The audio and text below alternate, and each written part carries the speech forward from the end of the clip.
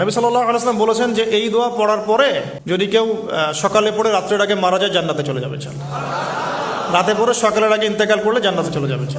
সাইয়্যিদুল ইস্তিগফার। আমার সাথে বলবেন, আল্লাহুম্মা আনতা রাব্বি লা ইলাহা ইল্লা আনতা খালাকতানি আনা আবদুক ওয়া আনা আলা আহদিক ওয়া ওয়া'দিকা মাস্তাতা'ত আউযু বিকা মিন শাররি মা সানা'ত আবু'ু লাক বিনি'মাতিকা আলাই ওয়া আবু'ু বিযানবি ফাগফির লি ফাইন্নাহু লা ইয়াগফিরু যুনুবা ইল্লা আনতা।